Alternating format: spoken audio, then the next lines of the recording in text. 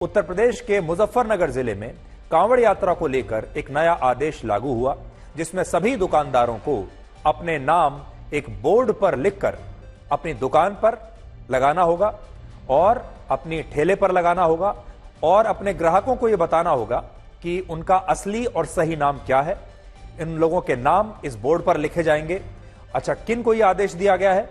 ये वो लोग हैं जो ढाबा चलाते हैं, रेस्टोरेंट्स चलाते हैं या फिर खाने पीने की चीजों की दुकान चलाते हैं, और ऐसे लोग जो किसी भी ढाबे पर बावर्ची का काम करते हैं, यानी खाना बनाने का काम करते हैं। और यह फैसला मुख्य रूप से उन लोगों के लिए लागू हुआ है जिनकी दुकानें या जिनका ढाबा उस मार्ग पर है जो कांवड़ यात्रा के लिए प्रस्तावित है और जहां से बड़ी संख्या में कांवड़ियों को हरिद्वार के लिए गुजरना है। तो अगर किसी की भी दुकान, रेस्टोरेंट, खाने पीने के सामान की दुकान, कोई ठेला अगर उस रास्ते पर है जहां से कांवड़िए गुजरेंगे, तो उन्हें अपना नाम बोर्ड पर कुछ इस तरीके से लगाना होगा, जिससे देखने वाले को, पढ़ने वाले को यह पता चल जाए कि यह दुकान किसकी है, उसका धर्म क्या है या उसकी जाति क्या है। उत्तर प्रदेश प्रशासन ने इस फैसले को लागू करने के पीछे दो कारण बताए हैं। पहला ये कि वो इससे भ्रम की स्थिति को खत्म करना चाहते हैं, और यह भ्रम दुकानों और ढाबों के नामों को लेकर है। मुजफ्फरनगर और उसके आसपास के जिलों में बहुत सारे ऐसे ढाबे हैं, होटल्स हैं, खाने पीने की दुकानें हैं जिनके नामों से ऐसा लगता है कि इनका संचालन करने वाले लोग हिंदू हैं। लेकिन जब जनता को यह पता चलता है कि इन ढाबों के मालिक किसी विशेष धर्म से हैं और वो हिंदू नहीं है, तो इससे कांवड़ यात्रा पर जाने वाले लोगों और ढाबे के मालिकों के बीच झगड़े होते हैं। और इसी भ्रम को खत्म करने के लिए प्रशासन ने यह फैसला लागू किया है। और इस फैसले को लागू करने का मकसद सिर्फ इतना है कि कांवड़ यात्रा के दौरान हिंदू अपनी धार्मिक शुद्धता को सुनिश्चित कर सके और उन्हें यह पता रहे कि वो किस व्यक्ति की दुकान पर या किस व्यक्ति के ढाबे पर खाना खा रहे हैं। और सबसे बड़ी बात यह कि यह फैसला सभी धर्मों के लोगों के लिए लागू हुआ है। इसमें कहीं यह नहीं कहा गया है कि किसी एक विशेष धर्म के लोगों को ही यह बताना होगा। इसके अलावा पुलिस का कहना है कि इस मामले में लोगों को अपना पूरा नाम भी लिखना होगा, जिससे दो प्रश्न खड़े होते हैं। पहला प्रश्न ये कि क्या पुलिस इन दुकानदारों का धर्म जानना चाहती है, और दूसरा ये कि क्या वो इन दुकानदारों की जातियां भी जानना चाहती है। और अगर ऐसा है तो फिर यह बहुत बड़ी बात हो जाएगी। तो बड़ी बात यह है कि यह सिर्फ धर्म जानने के लिए किया जा रहा है, या फिर अगर कोई दुकानदार हिंदू जाति का भी है, हिंदू भी है, धर्म का भी है, तो उसकी जाति भी जानना चाहते हैं। अब तक जो लवर्स चाय पॉइंट रहा वो अब वकील अहमद टी स्टॉल हो गया। फर्क ये आया, जहां पहले किस धर्म के दुकानदार की दुकान थी साफ नहीं था, वहां साफ है कि ये मुस्लिम दुकानदार की चाय की दुकान है। शीतल ग्रैंड का नाम तो नहीं बदला, लेकिन यहाँ बाहर ही लिख दिया गया कि इसके मालिक शारिक राणा है। यानी जहां पहले साफ नहीं था दुकान किस धर्म के मालिक की है, वहां साफ है कि ये रेस्टोरेंट शारिक राणा यानी मुस्लिम धर्म के नागरिक का है। पता भी नहीं चलता, बाबू नाम तो किसी का भी हो सकता है, लेकिन यहाँ पहले बाबू जीदा ढाबा नाम था, जी पर काला पर्दा चढ़ गया। अब यहाँ बाहर लिखा गया संचालक बाबू खान, नीचे लिखा गया बाबू खान ढाबा, यानी बाबू जीदा ढाबा से बाबू खान ढाबा। धर्म की पहचान ऐसे ही अब सार्वजनिक की जानी है। मुजफ्फरनगर में आम बेचने वाले लिखे बैठे हैं कि ये निसार का ठेला है। बाहर पोस्टर पर लिखाए बैठे हैं कि ये शाह आलम की चाय और पान की दुकान है। प्रोपराइटर मोहम्मद दानिश का ये बैठक कैफे है। चौधरी इरफान का चौधरी होटल है। यूनुस का टी स्टॉल है। मोहम्मद दानिश का जूस कॉर्नर है। अचानक से इन्हीं नाम पहचान उजागर करने वाली दुकानों के लिए आए फरमान को लेकर राजनीति ने उत्तर प्रदेश ही नहीं दिल्ली तक दस्तक दे दी। ऐसा क्यों हो रहा है, पहले ये समझिए। 22 जुलाई से सावन का महीना शुरू हो रहा है, जब कांवड़ से गंगा जल लाकर शिव मंदिर में शिव भक्त चढ़ाते हैं। पश्चिमी उत्तर प्रदेश से लेकर उत्तराखंड में हरिद्वार तक कांवड़ लेकर लाखों श्रद्धालु चलते हैं। अब उत्तर प्रदेश सरकार का फैसला है, कांवड़ मार्ग पर खाने पीने की दुकानों पर नाम पहचान बाहर दर्ज करनी होगी, यानी दुकान के बाहर दुकान मालिक का नाम और पहचान लिखना होगा। दावा ये हुआ फैसला इसलिए ताकि कांवड़ यात्रियों की आस्था कोई भंग ना कर सके। संभव है आपको लगे कि वकील अहमद टी स्टॉल अगर लवर्स चाय पॉइंट ही रहता तो कैसे किसी की आस्था भंग होती, या फिर चीतल ग्रैंड रेस्टोरेंट वाले मालिक बाहर अपना नाम शारिक राणा सरकार के फैसले के मुताबिक ना लिखाते तो कांवड़ियों की आस्था को कैसे यहाँ पर खाना खा लेने से या चाय पानी करने से चोट पहुँच जाती। जवाब आपको दें उससे पहले देखिए, उत्तर प्रदेश में जो नियम बना वही उत्तराखंड में भी लागू हो चुका है। पश्चिमी यूपी की तरह हरिद्वार में भी अब दुकानों के बाहर बताना है कि दुकान सलीम की है या सौरभ की, दुकान रहीम की है या राजीव की। अब यहाँ से हमें समझना जरूरी हो जाता है, कांवड़ रूट पर दुकान के बाहर नाम पहचान बताने वाला फैसला कानून व्यवस्था संभालने के लिए है, धार्मिक शुचिता स्वच्छता बनाए रखने के लिए है, 10 सीटों पर होने वाले उपचुनाव से पहले वोट व्यवस्था बनाने के लिए तो नहीं है, धर्म आधारित सियासत को कहीं मजबूत करने के लिए तो नहीं है, जोड़ने के लिए है या फिर तोड़ने के लिए है। हालांकि विपक्षी दल अभी इस पर सिर्फ मुसलमानों की राजनीति कर रहे हैं और कह रहे हैं कि यह फैसला सिर्फ मुसलमानों को निशाना बनाने के लिए है ताकि कोई भी हिंदू किसी मुसलमान की दुकान पर ना जाए और उससे सामान ना खरीदे।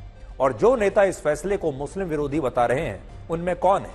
उनमें असदुद्दीन ओवैसी हैं, अखिलेश यादव हैं, पूरी कांग्रेस पार्टी है, मुस्लिम धर्मगुरु हैं, मौलाना हैं और यहां तक कि उत्तर प्रदेश की बीजेपी की सरकार के भी अपने ही कुछ मंत्री और एनडीए की सहयोगी पार्टी जेडीयू ने भी इस फैसले का विरोध किया है और इस फैसले पर पुनर्विचार करके इसे रद्द करने की मांग की है। समाजवादी पार्टी के अध्यक्ष अखिलेश यादव ने एक्स पर लिखा है कि जिसका नाम गुड्डू है, मुन्ना है, छोटू है या फत्ते है, उसके नाम से क्या पता चलेगा। और इस मामले में अदालत से उन्होंने स्वतः संज्ञान लेने की बात कही है। यह उनका ट्वीट है, देखिए मैं आपको, उन्होंने जो एक्स पर लिखा है, सभी दुकानदार अपना नाम बाहर जरूर लिखें। कांवड़ यात्रा को लेकर मुजफ्फरनगर पुलिस ने यह आदेश जारी किया था और इसके जवाब में देखिए उन्होंने क्या लिखा है कि जिसका नाम गुड्डू, मुन्ना, छोटू या फत्ते है उसके नाम से क्या पता चलेगा और माननीय न्यायालय स्वतः संज्ञान ले, ऐसा उन्होंने इसके बारे में कहा है। और इसके अलावा मशहूर लेखक और गीतकार जावेद अख्तर ने भी इस फैसले का विरोध किया है और इसकी तुलना जर्मनी के नाजियों से की है। उन्होंने क्या लिखा है यह भी जरा बड़ी स्क्रीन पर आप देख लीजिए। उनका कहना है कि निकट भविष्य में किसी विशेष धार्मिक यात्रा के मार्ग पर सभी दुकानों, रेस्टोरेंट और यहां तक कि वाहनों पर मालिक का नाम प्रमुखता और स्पष्ट रूप से किया जाना चाहिए। क्यों? नाजी जर्मनी में वो केवल विशेष दुकानों और घरों पर निशाना बनाते थे, यानी इस तरीके से जर्मनी में जो नाजी थे वो इस तरीके से चिन्हित किया करते थे। इसलिए आज बड़ा सवाल यह है कि क्या अगर कोई सरकार एक धार्मिक यात्रा के दौरान श्रद्धालुओं की धार्मिक शुद्धता को सुनिश्चित करने के लिए कोई कदम उठाती है तो क्या इसे मुस्लिम विरोधी कहना उचित हो सकता है या नहीं। और ये सवाल हम इसलिए भी पूछ रहे हैं क्योंकि हमारे ही देश में मुसलमान अपनी धार्मिक शुद्धता को सुनिश्चित करने के लिए ऐसे प्रोडक्ट्स का इस्तेमाल करते हैं जो हलाल सर्टिफाइड होते हैं और ये सब कुछ सरकार की सहमति से होता है। सरकारें कुछ संस्थानों को यह अधिकार देती हैं कि वो अलग अलग उत्पादों को हलाल सर्टिफिकेशन जारी करें और सरकारें ऐसा इसलिए करती हैं क्योंकि वो मुस्लिम समुदाय के लोगों की धार्मिक भावनाओं को समझती हैं और उन्हें ठेस लगने से बचाना चाहती हैं, उन धार्मिक भावनाओं का सम्मान करती हैं। लेकिन जब यही सरकारें किसी और धर्म के लिए ऐसा सोचती हैं तो उसे बड़ी आसानी से विरोधी पक्ष के लोग मुस्लिम विरोधी बताने लगते हैं। जबकि आप खुद सोचिए कि जब मुस्लिम समुदाय के लोग कॉस्मेटिक्स में भी हलाल सर्टिफिकेशन की मांग कर सकते हैं तो फिर हिंदू अपनी कांवड़ यात्रा के दौरान ये क्यों नहीं जान सकते कि वो जिस ढाबे पर खाना खा रहे हैं, जिस जगह से कोई खाने पीने का सामान ले रहे हैं, उस दुकान या उस ढाबे के मालिक का असली और पूरा नाम क्या है। आज हम आपको पिछले साल की एक घटना के बारे में बताना चाहते हैं जिसमें वंदे भारत ट्रेन में सफर करने वाले एक हिंदू यात्री को एक हलाल सर्टिफाइड चाय दी गई, जिस पर काफी विवाद हुआ और इस यात्री का कहना था कि उसने व्रत रखा हुआ है और वो हिंदू धर्म को मानता है और उसे हलाल सर्टिफाइड चाय ट्रेन में क्यों दी जा रही है। इस पर रेलवे के स्टाफ ने कहा था कि ये चाय दूसरे देशों में भी भेजी जाती है, इसलिए इनकी पैकेजिंग पर हलाल सर्टिफाइड का लेबल लगा हुआ है। लेकिन सोचिए, क्या यह चीज किसी और धर्म के लोगों के साथ हो सकती है? तो आज जो बड़ा सवाल हमारे देश में पूछा जा रहा है वो ये है कि अगर हलाल सर्टिफिकेशन सही है तो फिर इस तरह का जो फैसला लिया गया है ये गलत कैसे हो सकता है? हमारे देश में हलाल सर्टिफिकेट अलग अलग संस्थाओं द्वारा जारी किया जाता है, जिनमें एक प्रमुख संस्था का नाम है जमीयत उलेमाए हिंद हलाल ट्रस्ट। और बहुत सारे लोग सोचते हैं कि इस ट्रस्ट का काम सिर्फ हलाल सर्टिफिकेट जारी करना है, लेकिन एक तथ्य यह भी है कि इस ट्रस्ट के पूर्व अध्यक्ष के बेटे पर ऐसे 700 कैदियों को कानूनी मदद देने का आरोप लग चुका है, जिन पर आतंकवादी गतिविधियों में शामिल होने के आरोप है। लेकिन इन तमाम विषयों पर हमारे देश में कभी कोई बात नहीं होती, और इसीलिए आज हम ये फैसला आप पर छोड़ते हैं कि आप उत्तर प्रदेश में मुजफ्फरपुर में प्रशासन के इस फैसले को सही मानते हैं या आपके हिसाब से यह फैसला गलत है।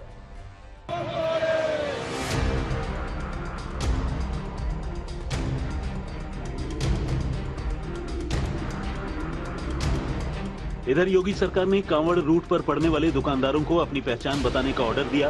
उधर सरकार के ऑर्डर पर सियासी बवाल मच गया। पर हिंदू देवी देवताओं के नाम पर दुकान खोल करके नॉनवेज नहीं बेची, ये हमने आग्रह किया था। उसी के संबंध में प्रशासन ने कार्रवाई की है। इसमें जिस प्रकार से अन्य पॉलिटिकल लोग, चाहे श्री अखिलेश यादव हों, चाहे ओवैसी हों, जो इसको एक सामाजिक और एक हिंदू मुस्लिम का तूल दे रहे हैं, ये हिंदू मुस्लिम का विषय नहीं है, ये सामाजिक सौहार्द का विषय है कि जिसको जहां मर्जी खाए, जिसको जहां मर्जी बैठे, लेकिन कुछ जानकारी में हो कि मैं कहाँ बैठा हूँ, कहाँ बैठे खा रहा हूँ, उसकी अपनी इच्छा है। पर नॉनवेज हिंदू देवी देवताओं के नाम पर नहीं चलेगा, उसको हम नहीं मिलेगा। ये पूरी तरीके से अव्यवहारिक कार्य है और निश्चित तौर से ये अपने जो देश के अंदर, जो अपने समाज के अंदर भाईचारे की भावनाओं को ये खराब करने का कार्य कर रहे हैं, आपस में दूरी पैदा करने का कार्य कर रहे हैं। ये निश्चित तौर से इसको तत्काल निरस्त करना चाहिए। बीजेपी ने योगी सरकार के ऑर्डर को लॉ एंड ऑर्डर से जोड़ा तो विपक्ष ने समाज में नफरत फैलाने से जोड़ा। आज प्रियंका गांधी ने योगी सरकार के आदेश पर हमला करते हुए लिखा, हमारा संविधान हर नागरिक को गारंटी देता है कि उसके साथ जाति, धर्म, भाषा या किसी अन्य आधार पर भेदभाव नहीं होगा। उत्तर प्रदेश में ठेलों, खोमचों और दुकानों पर उनके मालिकों के नाम का बोर्ड लगाने का विभाजनकारी आदेश हमारे संविधान, हमारे लोकतंत्र और हमारी साझी विरासत पर हमला है। समाज में जाति और धर्म के आधार पर विभाजन पैदा करना संविधान के खिलाफ अपराध है। यह आदेश तुरंत वापस लिया जाना चाहिए और जिन अधिकारियों ने इसे जारी किया है उन पर सख्त कार्रवाई होनी चाहिए। प्रियंका ने आदेश को वापस लेने की मांग की तो अखिलेश यादव ने पुलिस के निर्णय पर गंभीर सवाल उठाए। मुजफ्फरनगर पुलिस ने जनता के भाईचारे और विपक्ष के दबाव में आकर आखिरकार होटल, फल, ठेलों वालों को अपना नाम लिखकर प्रदर्शित करने के प्रशासनिक आदेश को स्वैच्छिक बनाकर जो अपनी पीठ थपथपाई है, उतने से ही अमनो चैन पसंद करने वाली जनता मानने वाली नहीं है। ऐसे आदेश पूरी तरह से खारिज होने चाहिए। माननीय न्यायालय सकारात्मक हस्तक्षेप करते हुए शासन के माध्यम से ये सुनिश्चित करवाए कि भविष्य में ऐसा कोई भी विभाजनकारी काम शासन प्रशासन नहीं करेगा। ये प्रेम और सौहार्द से उपजी एकता की जीत है। बीएसपी ने भी दुकानदारों के लिए जारी किए गए आदेश को गलत बताया। यूपी व उत्तराखंड सरकार द्वारा कांवड़ मार्ग के व्यापारियों को अपनी अपनी दुकानों पर मालिक व स्टाम्प का पूरा नाम प्रमुखता से लिखने व मांस बिक्री पर भी रोक का वह चुनावी लाभ हेतु आदेश पूर्णतः असंवैधानिक, धर्म विशेष के लोगों का इस प्रकार से आर्थिक बायकॉट करने का प्रयास अति निंदनीय। वहीं ओवैसी ने सरकार के आदेश को मुसलमानों के खिलाफ बड़ी साजिश करार दिया। ओवैसी ने सोशल मीडिया पर लिखा, उत्तर प्रदेश पुलिस के आदेश के अनुसार अब हर खाने वाली दुकान या ठेले के मालिक को अपना नाम बोर्ड पर लगाना होगा ताकि कोई भी कांवड़िया गलती से मुसलमान की दुकान से कुछ न खरीदे। इसे दक्षिण अफ्रीका में अपार्थाइड कहा जाता था और हिटलर की जर्मनी में इसका नाम जुडेन बॉयकॉट था। अब विपक्ष से बीजेपी सवाल पूछ रही है, अगर बात भाईचारे की है तो पहचान छिपाने की क्या जरूरत है? जिस ढाबे पर जो हमारे जो कांवड़िए हैं उन्होंने भोजन किया तो उनको पता चला कि वो जो नहीं खाना चाहते थे वो दाल सब्जी में डाला गया था और इसलिए वहां पर विवाद हुआ, मारपीट हुई है। मैं समझता हूं कि किसी तरह के विवाद से बचने के लिए झगड़ा फसाद से बचने के लिए बहुत जरूरी है कि पारदर्शिता रहे। और पारदर्शिता का मतलब यह है कि कौन किसका ये होटल है, ढाबा है, किस तरह का भोजन वहां पर परोसा जा रहा है, ये सारी जानकारी खाने वाले को होनी चाहिए। शब्द है बहुत गंभीर शब्द, इस देश को बना क्या रहे हैं, मतलब मेरी तो समझ में नहीं आ रहा। जिनको कहा गया है कि दुकान पे नाम लिखिए, वो फल किसकी बाग में था, किस किस ने उसमें पानी डाला? उमेश का था तो क्या उस्मान ने पानी डाला? कहां पता करिएगा? गेहूं की बालियों का जाति धर्म कहां से पता करिएगा? जो हवा इस कमरे में अभी आ रही है, कहीं भी आ रही है, वो पहले आपको छू रही है या मुझको, ये कहां पता करिएगा? दूध जो पीते हैं ना लोग, वो जो कोऑपरेटिव का दूध है मदर डेयरी का, उसमें कितना हिस्सा उस्मान का है, कितना उमेश का, कहां तक पता करिएगा? हिंदू पानी मुसलमान, क्या बना रहे हो देश को भाई? पूरे मामले पर सत्ता पक्ष और विपक्ष की रनिंग कमेंट्री जारी, वार पलटवार का सियासी खेल जारी है। ये राज्य सरकार का दायित्व बनता है और राज्य सरकार ने अपने दायित्व का निर्वहन किया है, मैं समझता हूं। इस पर किसी को प्रश्न नहीं करना चाहिए। विपक्ष इसको लेकर कह रहा है कि भेदभाव किया जा रहा है, इस तरीके की बातें की जा रही है। राज्य सरकार अपने लॉ एंड ऑर्डर, अपनी व्यवस्था अपने ढंग से बनाती है और उसे सबको मानना चाहिए। देखिए, बहुत ही निंदनीय काम है, असंवैधानिक काम है। भारतीय जनता पार्टी और यूपी सरकार ने, योगी आदित्यनाथ जी ने पार्लियामेंट के चुनाव में हार से कोई सबक नहीं सीखा है। वो सिर्फ हिंदू मुस्लिम और नफरत फैलाने के अलावा कोई दूसरा काम नहीं कर रहे। क्या मुसलमानों की दुकानें हिंदुओं की वजह से और हिंदुओं की दुकानें मुसलमानों की वजह से चल रही हैं? आपस में मिलकर दुकानों पे जाते हैं। अब देखिए, सिर्फ विपक्ष के नेता ही नहीं, बीजेपी के अपने नेता भी इस फैसले के खिलाफ हैं और इस फैसले की आलोचना कर रहे हैं। बीजेपी के वरिष्ठ नेता मुख्तार अब्बास नकवी, ये बड़े नेता माने जाते हैं, मुस्लिम नेता हैं और पूर्व केंद्रीय मंत्री रह चुके हैं। उन्होंने कहा है कि सरकारी अधिकारियों का यह फैसला हड़बड़ी में गड़बड़ी वाला है और उनका कहना है कि इससे छुआछूत की बीमारी को बढ़ावा मिल सकता है और यह बड़ी बात है कि बीजेपी के अपने ही नेता अब इस फैसले का विरोध कर रहे हैं। मुख्तार अब्बास नकवी का ट्वीट या एक्स पर जो अभी उन्होंने पोस्ट किया है, आप यहां पर देख सकते हैं। अब देखिए, बड़ी बात क्या है। प्रशासन ने जो फैसला किया है, इससे प्रशासन क्या जानना चाहता है? प्रशासन क्या यह जानना चाहता है कि मुसलमानों की दुकानें कौन सी हैं, मुसलमानों की रेहड़ियां कौन सी हैं, उनके ढाबे कौन से हैं और किन ढाबों में कौन एक खास धर्म विशेष के लोग काम करते हैं? क्या वो सिर्फ इतना जानना चाहते हैं या फिर वो जातियां भी जानना चाहते हैं, धर्म जानना चाहते हैं और जातियां भी जानना चाहते हैं? क्या वो ये भी जानना चाहते हैं कि कितने दुकानदार अगड़ी जाति के हैं यानी ऊंची जाति के हैं और कितने दुकानदार निचली जाति के हैं? तो ये जो फैसला आया है उत्तर प्रदेश के प्रशासन का, ये बहुत ही विवादित फैसला है और ये जो फैसला है ये अभी दूर तक जाएगा।